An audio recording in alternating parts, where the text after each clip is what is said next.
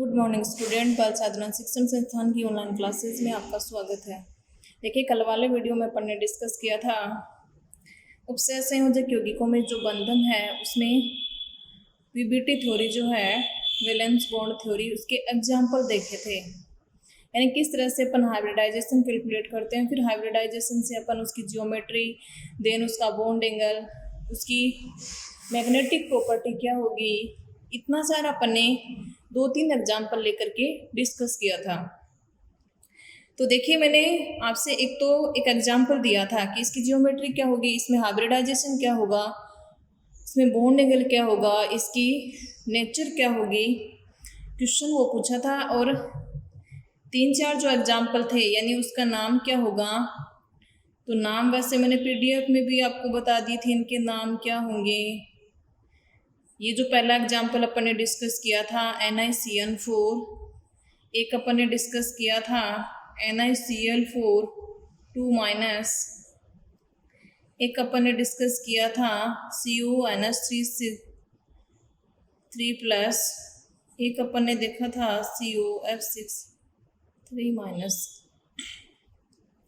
नाम इसका tetracyano निक्लेट second, इसका टीट्राक्लोरो निक्लेट सेकेंड, इसका एक्जासाइनो कोबाल्ट थर्ड आयन, और इसका हो जाएगा हेक्साफ्लोरो कोबाल्टेट थर्ड।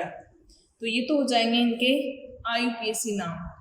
अब देखिए, मैंने लास्ट वाले में आपसे पूछा था हाइब्रिडाइजेशन का प्रकार क्या आएगा, उसकी जियोमेट्री क्या होगी, और देन उसकी मैग्नेटिक प्रॉपर्टी। तो देखिए, केंद्रीय ये दोनों सेम है, ऑक्टाहाइड्रल कॉम्प्लेक्सेस।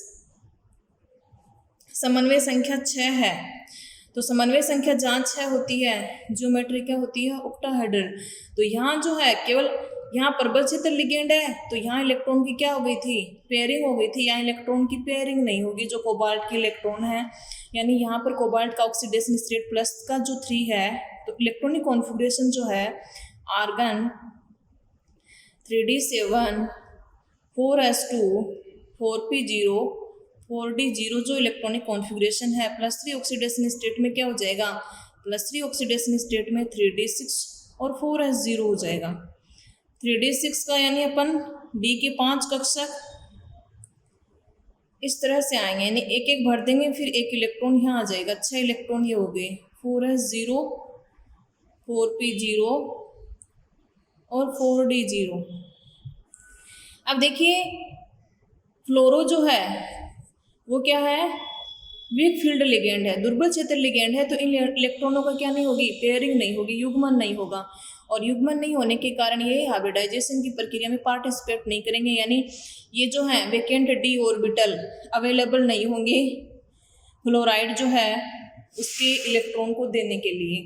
तो एक फ्लोरो जो है दूसरा P के साथ, तीसरा P के साथ, यानी अपने इलेक्ट्रॉन युग्म यहाँ देंगे और उपसय संयोजक बंध का फॉर्मेशन करेंगे 6।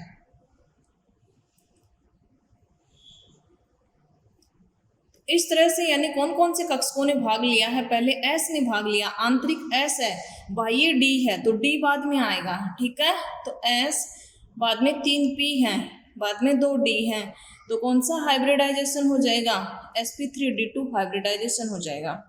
और इस प्रकार का हाइब्रिडाइजेशन जब होता है तो उसकी जियोमेट्री क्या होती है, ऑक्टाहाइड्रल होती है। तो कई स्टूडेंटों ने कमेंट बॉक्स में सही आंसर दिया है, थैंक यू।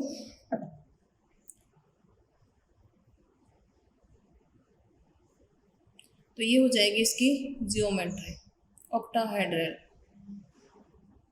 बॉन्ड एंगल का मान 90 डिग्री। मैग्नेटिक प्रॉपर्टी जो है वो क्या होगी, पैरामैग्नेटिक यानी अनुचुंबकीय होगी, क्योंकि इलेक्ट्रॉन क्या है, अयुग्मित इलेक्ट्रॉन है, तो पैरामैग्नेटिक अनुचुंबकीय। Bond angle, geometry, octahedral. तो ये हो जाएगा इस क्वेश्चन का आंसर। अब देखिए, आज अपन दूसरी थ्योरी की बात करते हैं, CFT, जो कि इंपॉर्टेंट है, क्रिस्टल फील्ड थ्योरी। दूसरी थ्योरी है CFT।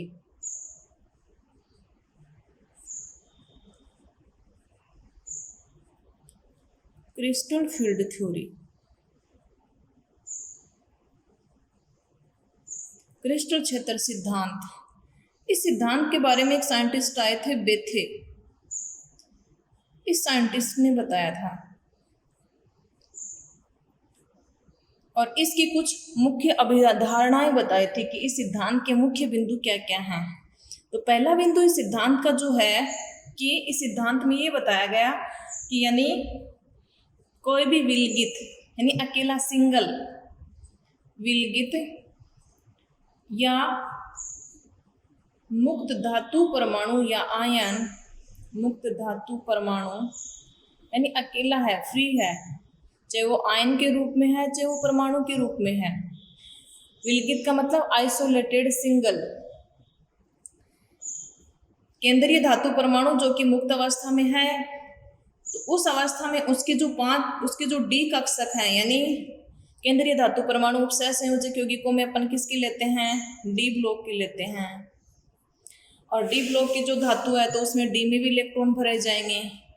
तो उसके जो डी कक्षक हैं, इन डी कक्षकों की ऊर्जा समान होती है यानी एक समान ऊर्जा के होते हैं और ये कहलाते हैं डी जनरेट डी ऑर्बिटल, समभ्रंश कक्षक कहलाते हैं। यानी समभ्रंश कक्षक जो कि अपन 11th क्लास में डिस्कस किया था, ऐसे कक्षक जिनकी ऊर्जा समान होती है। जैसे डी के 5 कक्षक हैं, पांचों कक्षकों की चाहे वो 3D है, चाहे P है, जैसे 2P है, चाहे 3P है, तो P के तीनों कक्षकों की ऊर्जा क्या होती है, समान होती है। तो यानी ये कक्षक क्या कहलाते हैं, समभ्रंश कक्षक कहलाते हैं। तो पहला बिंदु क्या बताया गया कि किसी विलगित अथवा मुक्त धातु परमाणु या आयन के पांचों डी कक्षकों की ऊर्जा, डी के 5 होते हैं तो पांचों कक्षकों की ऊर्जा समान होती है और ये क्या कहलाते हैं, समभ्रंश कक्षक कहलाते हैं। दूसरा बिंदु क्या बताया गया कि किसी संकुल में यानी कोई उपसह संयोजक यौगिक है, उसमें केंद्रीय धातु आयन होगा, मान लीजिए M है केंद्रीय धातु आयन, और उसके साथ क्या जुड़े हुए हैं, लिगेंड जुड़े हुए हैं। और वो 4 भी हो सकता है, 6 भी हो सकता है, वो तो अलग अलग संकुल में अलग अलग होता है कि वो वर्ग समतलीय है या टेट्राहेड्रल है या ऑक्टाहेड्रल है। तो इस स्थिति में क्या होता है, ये जो केंद्रीय धातु आयन और लिगेंड जो है, इनके मध्य 2 प्रकार के बल कार्यरत होते हैं, नहीं या तो स्थिर विद्युत आकर्षण बल कार्यरत होता है या आयनिक प्रकार का बंध जो है उसके साथ ही बंधित होते हैं। स्थिर विद्युत आकर्षण बल, स्थिर विद्युत आकर्षण बल या आयनिक बल, ये 2 बल कार्यरत होते हैं यानी आयनिक बंध का फॉर्मेशन करते हैं। स्थिर विद्युत आकर्षण बल कब कार्यरत होता है या आयनिक बंध का फॉर्मेशन कब होता है, यानी उसमें आयन उपस्थित होते हैं। अब आयन कौन से उपस्थित होते हैं, तो किसी भी उपसह संयोजक यौगिक में केंद्रीय धातु आयन का ऑक्सीडेशन स्टेट क्या होता है, पॉजिटिव होता है, क्योंकि धातु की प्रवृत्ति क्या होती है, इलेक्ट्रॉन देने की होती है।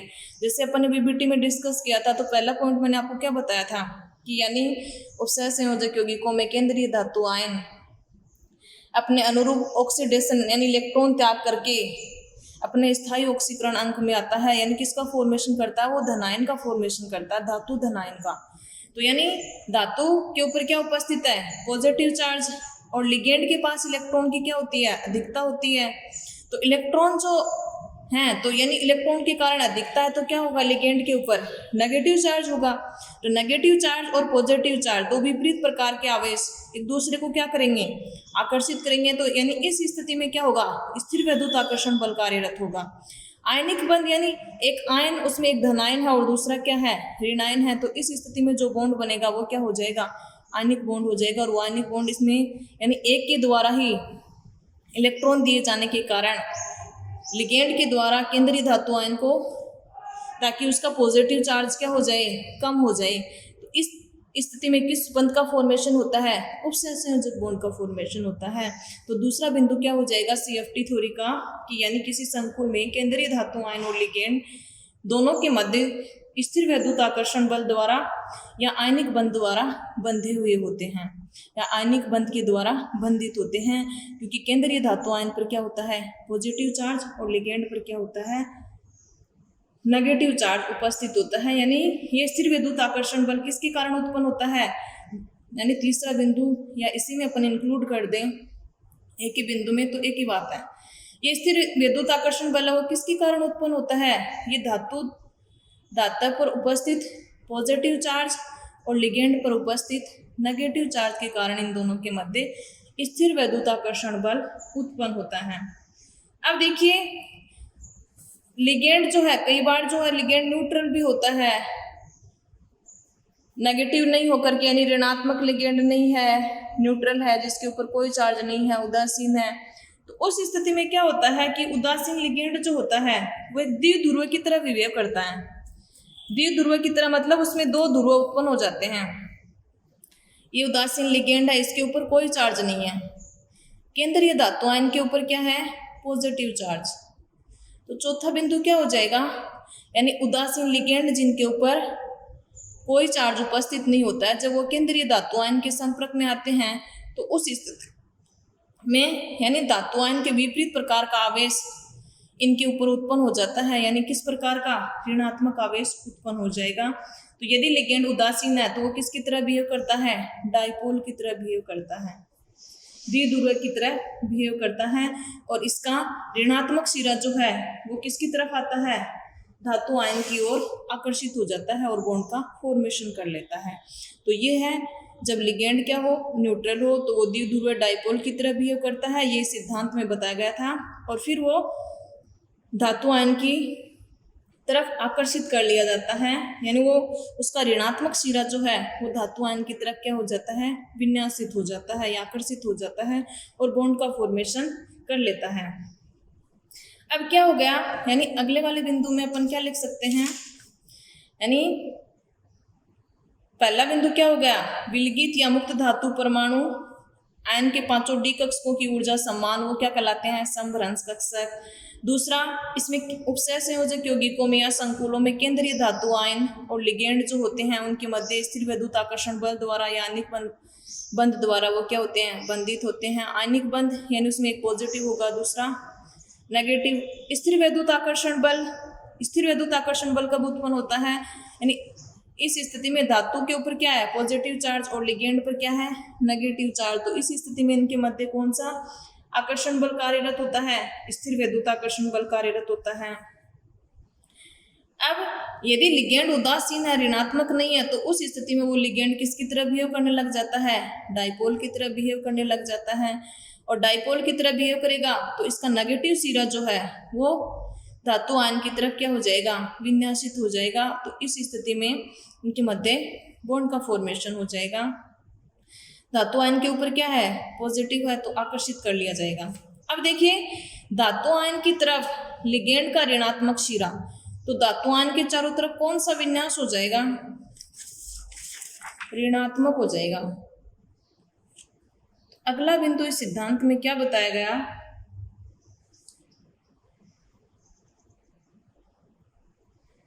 कि यानी धातु परमाणु या आयन जो है, यानी जिसके ऊपर पॉजिटिव चार्ज है वो तो धातु के अनुरूप होगा, उसके ऊपर कौन सा ऑक्सीडेशन स्टेट उसका ज्यादा स्थायी है, उसके अनुरूप उसके ऊपर पॉजिटिव चार्ज होगा। तो इस धातु आयन के चारों ओर ऋणावेश का क्षेत्र उत्पन्न हो जाता है, यानी लिगेंड के कारण। लिगेंड के ऊपर क्या है, नेगेटिव है। अब वो तो लिगेंड 6 आएंगे, ऑक्टाहाइड्रल है तो, टेट्राहाइड्रल है तो 4 आएंगे। तो इस तरह से अलग अलग लिगेंड आ जाएंगे। तो लिगेंड के कारण ऋणावेश का सम्मित क्षेत्र होता है। इस स्थिति में क्या होता है, इसके जो समभ्रंश डी कक्षक हैं, समभ्रंश डी कक्षक जो ही लिगेंड इनके संपर्क में आता है केंद्रीय धातु आयन के, तो ये जो समभ्रंश डी कक्षक है इनकी ऊर्जा समान नहीं रह पाती है। इस स्थिति में डी के 5 कक्षकों के कौन कौन से नाम जो कि आपको बताए थे, इनकी स्ट्रक्चर आपको बताई थी, DXY, DYZ, DZX, DX2Y2 और DZ2, और उनकी स्ट्रक्चर भी मैंने आपको बताई थी कि इनकी स्ट्रक्चर जो है वो किस प्रकार की होती है। यानी लोब जब बीच में होती हैं तो DXY ले लेंगे, YZ ले लेंगे, ZX ले लेंगे, X² Y², DZ²। ये इनकी स्ट्रक्चर होती है, जो कि ऑलरेडी अपन ने 11th क्लास में डिस्कस कर लिया। इन पांचों डी कक्षकों की ऊर्जा समान नहीं रह पाती है। कुछ जो हैं यानी जिनकी लोब जो है बीच में है, तो वो तो क्या होते हैं, इनके डी कक्षक। यानी डी कक्षकों में क्या है, इलेक्ट्रॉन है। धातु आयन के डी कक्षक जो कि ऊर्जा समान होती है समभ्रंश कक्षक कहलाते हैं। 5 कक्षकों के नाम यानी कौन कौन सा कक्षक। अब ये जो 3 कक्षक हैं, इनमें जो पालियां जो इनकी लोब जो होती हैं वो क्या होती हैं, बीच में होती हैं और इनकी एक्सिस के ऊपर होती हैं, और ये बिटवीन द एक्सिस होती हैं, एक्सिस के बीच में होती हैं पालियां। तो ये जो डी के जो इलेक्ट्रॉन हैं और लिगेंड जब इनके संपर्क में आएगा तो इस स्थिति में क्या होगा, इनके मध्य प्रतिकर्षण बल कम कार्यरत होगा। यानी समान प्रकार के आवेश हैं, ये इनके बीच में आ गए लोब के, यहाँ इलेक्ट्रॉन आएगा लिगेंड का, तो इस स्थिति में प्रतिकर्षण बल कम कार्यरत होगा। लेकिन यहाँ जो है प्रतिकर्षण बल अधिक कार्यरत होगा, और इस स्थिति में क्या होगा, इनकी ऊर्जा समभ्रंश डी कक्षक जो हैं उनसे इन 2 डी कक्षकों की ऊर्जा ज्यादा हो जाती है और इन डी कक्षकों की क्या हो जाती है, कम हो जाती है। यानी 2 क्षेत्र में या 2 समुच्चय में विभक्त हो जाते हैं। ये तो कहलाते हैं T2G और ये कहलाते हैं EG कहलाते हैं। 2 समुच्चय में बढ़ जाते हैं, एक समुच्चय कहलाता है T2G और दूसरा कहलाता है EG। जिनकी ऊर्जा कम हो जाती है समभ्रंश डी कक्षक से वो कहलाते हैं DXY, DYZ, DZX। इनकी लोब या पालियां जो होती हैं इन बिटवीन द एक्सिस होती हैं, ये एक्सिस के ऊपर होती हैं, DX² Y² और DZ²। इनकी ऊर्जा क्या हो जाती है, उच्च हो जाती है। और इस स्थिति में इनके मध्य जो ऊर्जा अंतराल होता है उसको कहते हैं क्रिस्टल क्षेत्र विपाटन। क्रिस्टल क्षेत्र विपाटन जिसको डेल्टा के द्वारा रिप्रेजेंट करते हैं, डेल्टा के द्वारा अपन प्रदर्शित करते हैं। तो धातु के जो समभ्रंश कक्षक हैं डी कक्षक, उनका विभाजन लिगेंड के कारण हुआ है, लिगेंड के क्रिस्टल क्षेत्र के कारण हुआ, इसलिए इसे क्रिस्टल क्षेत्र विभाजन कहते हैं। और क्रिस्टल क्षेत्र के बीच की जो ऊर्जा का अंतर है उसको कहते हैं क्रिस्टल क्षेत्र विपाटन ऊर्जा, जिसको किसके द्वारा रिप्रेजेंट करते हैं, डेल्टा के द्वारा रिप्रेजेंट करते हैं। अब देखिए यानी 5वां बिंदु क्या होगा, केंद्रीय धातु आयन जो कि क्या है, धनावेशित है, उसके चारों ओर लिगेंड का ऋणावेशित सममित क्षेत्र है, एक समान क्षेत्र है। इस स्थिति में जो ही लिगेंड इसके संपर्क में आया, इसके समभ्रंश 5 डी कक्षक क्या हो जाते हैं, विपाटित हो जाते हैं, और इनके मध्य की जो ऊर्जा है वो क्या कहलाती है, क्रिस्टल क्षेत्र विपाटन ऊर्जा कहलाती है। और जो क्षेत्र है वो क्या कहलाता है, क्रिस्टल विपाटन क्षेत्र कहलाता है, जिसको अपन किसके द्वारा प्रेजेंट करते हैं, डेल्टा के द्वारा। अब ये जो डी के 5 कक्षक हैं जिनका की विपाटन कौन से की ऊर्जा कम होगी और कौन से की ज्यादा होगी, तो ये तो अपन ऑक्टाहाइड्रल जब होता है तो होता है, और टेट्राहाइड्रल में इसका उल्टा होता है। तो पहले अपन डिस्कस करेंगे अष्टफलकीय संकुलों में क्रिस्टल क्षेत्र विपाटन।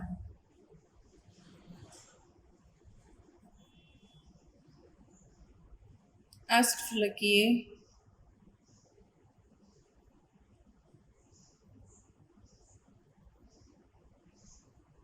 संकुलों में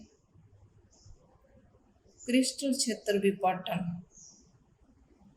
क्रिस्टल क्षेत्र विपाटन यानी ये अपन ने जो एग्जाम्पल लिया कि किस प्रकार से विपाटन होता है। डी के मान लीजिए 5 कक्षक हैं जो कि समभ्रंश कक्षक हैं, जो ही लिगेंड इनके संपर्क में आया तो लिगेंड के क्रिस्टल क्षेत्र के कारण इसका क्या हो गया, क्रिस्टल क्षेत्र में विपाटन हो गया। तो ये जो विपाटन है तो ऑक्टाहाइड्रल में किस प्रकार से होता है और टेट्राहाइड्रल में किस प्रकार से होता है। यानी पहले अपन बात करेंगे अष्टफलकीय संकुलों में क्रिस्टल क्षेत्र विपाटन किस तरह से होता है, कौन सा डी कक्षक कौन सा यानी ऊपर जाएगा कौन सा नीचे आएगा। जब टेट्राहाइड्रल होगा तो उनमें विपाटन किस प्रकार से होता है और किस तरह से इलेक्ट्रॉन भरे जाते हैं, और इनके ऊपर प्रबल क्षेत्र लिगेंड और दुर्बल क्षेत्र लिगेंड का क्या प्रभाव पड़ता है। जब केंद्रीय धातु आयन के संपर्क में यदि अष्टफलकीय संकुलों की बात करें अपन, यानी पॉइंट में तो केवल इतना ही लिखना है कि केंद्रीय धातु आयन जो कि पॉजिटिव है, धनावेशित है, ऋणावेशित सममित लिगेंड के द्वारा घिरा हुआ होता है। जो ही लिगेंड इसके संपर्क में आता है, इसके पांचों समभ्रंश डी कक्षक है उनका विपाटन हो जाता है और इस दौरान दो विभिन्न सेट बन जाते हैं, यानी डी कक्षकों का दो समुच्चयों में विपाटन हो जाता है और ये लिगेंड के क्रिस्टल क्षेत्र के कारण होता है। इस कारण इसको क्रिस्टल क्षेत्र विभाजन कहते हैं और दोनों समुच्चय की ऊर्जा अंतर को अपन कहते हैं क्रिस्टल क्षेत्र विपाटन ऊर्जा कहते हैं और इस विपाटन ऊर्जा को डेल्टा के द्वारा रिप्रेजेंट करते हैं।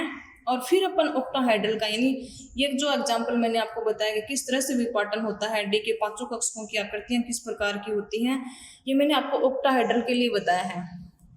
तो पहले अपन बात करेंगे अष्टफलकीय संकुलों में क्रिस्टल क्षेत्र विपाटन। तो पहले अष्टफलकीय संकुल की अपन पहचान कैसे करेंगे, तो अपन ने इससे पहले भी आइसोमेरिज्म जब पढ़ी है तो भी पढ़ा है अष्टफलकीय संकुलों में ज्यामितीय समावयवता, प्रकाशिक समावयवता। तो अष्टफलकीय संकुल होते क्या हैं, तो वे संकुल जिनकी समन्वय संख्या, कोऑर्डिनेशन नंबर जो होता है वो कितना होता है, 6 होता है। या केंद्रीय धातु आयन के साथ कितने एक दंतुक लिगेंड जुड़े हुए होते हैं, 6 एक दंतुक लिगेंड जुड़े हुए होते हैं जिसके समन्वय संख्या 6 होती है। वो किसका फॉर्मेशन करते हैं, अष्टफलकीय संकुल का फॉर्मेशन करते हैं। तो केंद्रीय धातु आयन के पांचों डी कक्षक जिनकी ऊर्जा क्या होती है, समान होती है, क्या कहलाते हैं, समभ्रंश कक्षक कहलाते हैं। 6 लिगेंड जब संपर्क में आएंगे, 6 उपसय संयोजक बंध का फॉर्मेशन करेंगे, यानी किस प्रकार का कॉम्प्लेक्स है, कोऑर्डिनेशन नंबर 6 जब होता है तो अष्टफलकीय संकुल का फॉर्मेशन होता है। और कोऑर्डिनेशन नंबर 4 जब होता है, अब यहाँ पर वो तो कोऑर्डिनेशन नंबर कैसे निकालेंगे अपन, एक दंतुक से निकालेंगे और द्विदंतुक से। ऐसे नहीं है कि यहाँ डाइडेंटेट लिगेंड लिखेंगे तो भी 6 लगा देंगे, ऐसा नहीं करना है। तो कोऑर्डिनेशन नंबर निकालना मैंने आपको पहले सिखाया कि किस तरह से कोऑर्डिनेशन नंबर कैलकुलेट किया जाता है। टोटल उपसय संयोजक नंबर जो होता है वही क्या है, उपसय संयोजक बंधों की संख्या क्या कहलाती है, कोऑर्डिनेशन नंबर कहलाती है। तो कोऑर्डिनेशन नंबर जहाँ 6 है वो क्या होगा, ऑक्टाहेड्रल कॉम्प्लेक्स होगा, और जहाँ 4 है वहाँ क्या होगा, टेट्राहेड्रल या स्क्वायर प्लेनर कॉम्प्लेक्स होगा। वो तो उसकी हाइब्रिडाइजेशन पे डिपेंड करता है, कब वो टेट्राहेड्रल होगा और कब वो स्क्वायर प्लेनर होगा। जब हाइब्रिडाइजेशन sp3 प्रकार का है तो वो क्या होगा, टेट्राहेड्रल होगा, और dsp2 प्रकार का हाइब्रिडाइजेशन है तो वो क्या होगा, स्क्वायर प्लेनर होगा, जो कि अपन ने ऑलरेडी डिस्कस कर लिया। अब कोऑर्डिनेशन नंबर 6 है, 6 एक दंतुक लिगेंड इसके संपर्क में आ गए, मे भी हो सकता है वो न्यूट्रल हो और मे भी हो सकता है वो एनायनिक हो।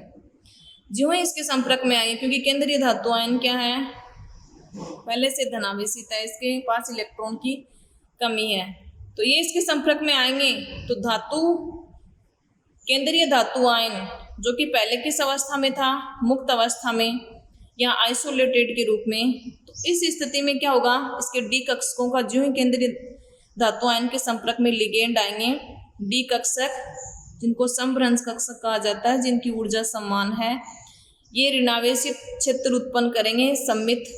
इस दौरान इसके डी कक्षकों का क्या हो जाता है, विपाटन, और वो जो विपाटन है वो 2 समुच्चयों में होता है, जो कि अभी अपन ने देखा है।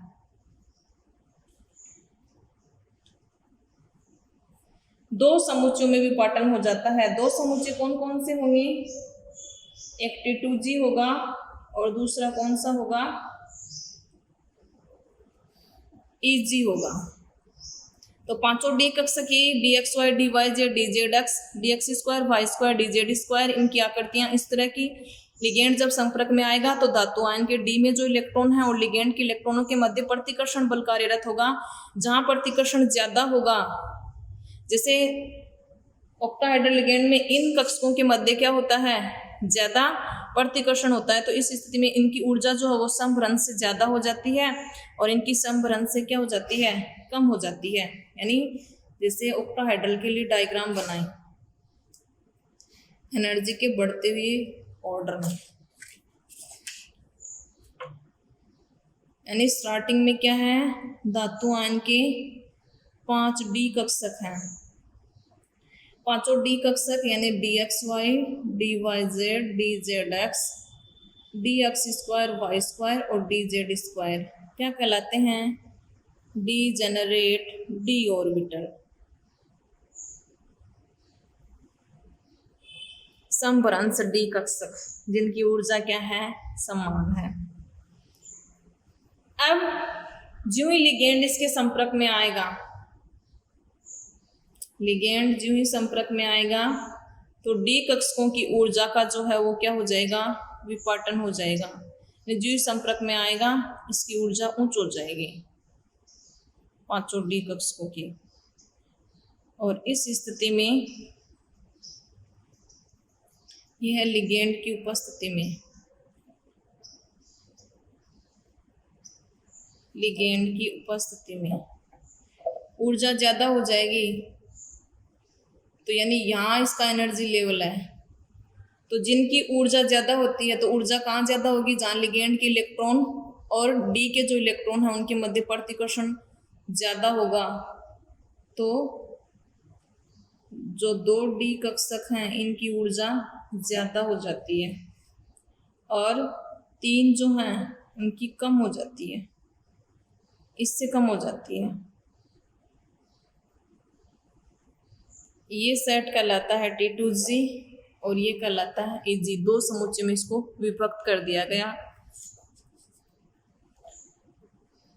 ये है DXY, DYZ, DZX, ये है DX स्क्वायर वाई स्क्वायर और DZ स्क्वायर।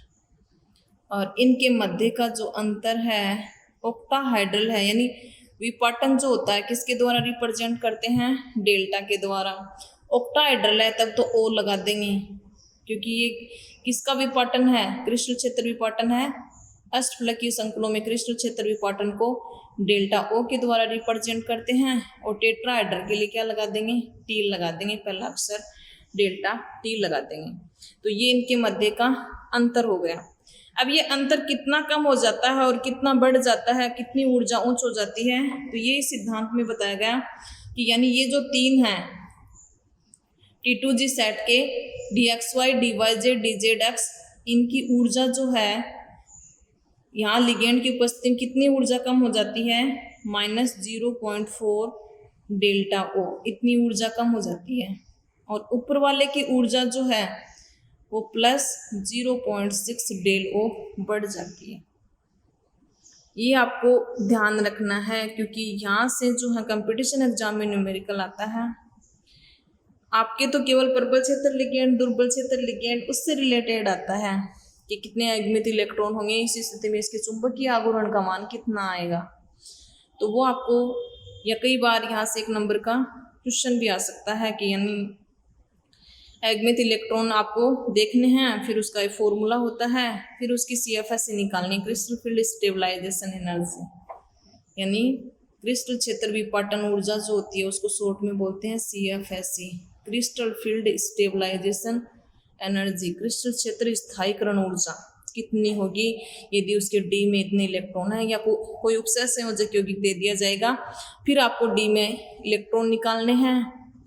इलेक्ट्रॉन निकालने के पश्चात आपको क्या करना है? CFT के अकॉर्डिंग आपको अगमित इलेक्ट्रॉनों की संख्या निकालनी है, क्योंकि CFS से निकालेंगे तो वो CFT से निकालेंगे, crystal field stabilisation energy crystal field theory से निकालेंगे।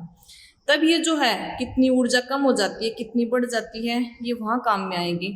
तो -0.4 डेल O कम हो जाती है और +0.6 डेल O क्या हो जाती है? बढ़ जाती है। तो ये वैल्यू जो है वो आपको याद करनी है। और ये जो ऊर्जा का अंतर होता है, टोटल डेल जो है, एक डेल जो है वो कितने 10 DQ के बराबर होता है। क्रिस्टल क्षेत्र स्टेबलाइजेशन एनर्जी उसकी इकाई होती है DQ। और ये क्रिस्टल क्षेत्र विपाटन ऊर्जा का मान हमेशा कितना होता है? टोटल कितना होता है? 10 DQ होता है। अब देखिए, जब केंद्रीय धातु यानी उपसय संयोजक अष्टफलकीय प्रकार का है तो अष्टफलकीय में यानी समन्वय कोऑर्डिनेशन नंबर तो क्या होगा? 6 होगा। तो केंद्रीय धातु आयन के संपर्क में भी हो सकता है प्रबल क्षेत्र लिगेंड आ जाए। प्रबल क्षेत्र लिगेंड जो कि आपको मैंने बताए थे कौन कौन से प्रबल क्षेत्र लिगेंड हैं, कार्बोनाइल है, पिरिडीन है, एथिलीन डाइअमीन है। हो सकता है केंद्रीय धातु आयन के संपर्क में दुर्बल क्षेत्र लिगेंड आ जाए, फ्लोरो क्लोरो ब्रोमो आयोडो कोई भी आ जाए। तो यानी दो प्रकार के लिगेंड आ सकते हैं। तो जब प्रबल क्षेत्र लिगेंड आएगा तो उस स्थिति में क्या होगा कि T2G और EG के मध्य एनर्जी गैप बढ़ जाएगा, क्योंकि उस स्थिति में क्या होता है, प्रतिकर्षण अधिकतम होता है। तो इस कारण क्रिस्टल क्षेत्र विपाटन ऊर्जा का मान क्या हो जाता है, बढ़ जाता है। अर्थात T2G और EG के मध्य डिस्टेंस क्या हो जाएगी, डेल्टा का मान बढ़ जाएगा। और जब ऑक्टाहाइड्रल के लिए तो O लगा देंगे। केंद्रीय धातु आयन के संपर्क में जब दुर्बल क्षेत्र लिगेंड आता है तो इस स्थिति में ये जो विपाटन ऊर्जा है, इस विपाटन ऊर्जा का मान कम हो जाता है। तो ये बात आपको ध्यान में रखनी है।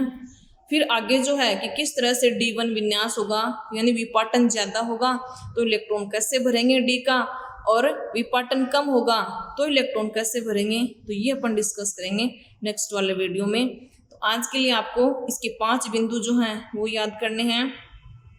उसके बाद अष्टफलकीय संकुलों में क्रिस्टल क्षेत्र विपाटन यानी D के कक्ष, 5 D कक्षकों का विपाटन किस तरह से होता है, तो ये जो डायग्राम है वो आपको याद करना है। कितनी ऊर्जा कम हो जाती है, कितनी बढ़ जाती है, कौन से सेट बनते हैं, किसका क्या नाम है, कितनी ऊर्जा कम हो जाती है, डेल्टा क्या है, डेल्टा O क्या है, CFSC क्या होती है। तो ये जो है आपको लर्न करना है। आगे का जो है अपन कल वाले वीडियो में डिस्कस करेंगे। और आज के लिए मेरा आपसे क्वेश्चन है, VBT के आधार पर ये जो उपसय संयोजक यौगिक है NiCO4, इसमें आपको हाइब्रिडाइजेशन बताना है, इसकी जियोमेट्री बतानी है, इसकी मैग्नेटिक प्रॉपर्टी बतानी है और इसका IUPAC नाम बताना है। तो यानी ये जो कॉम्प्लेक्स है उपसय संयोजक यौगिक इम्पोर्टेंट है, कंपटीशन एग्जाम में भी बहुत पूछा जाता है, हो सकता है आपकी एग्जाम में भी पूछ लिया जाए। तो NiCO4 जो कॉम्प्लेक्स है इसके बारे में आपको ये 3-4 चीज़ें जो हैं, जैसे VBT के एग्जाम्पल आपको समझाए थे उसी तरीके से आपको निकाल करके फिर इसका आंसर देना है। बाकी का अगले वाले नेक्स्ट वीडियो में। Thank you.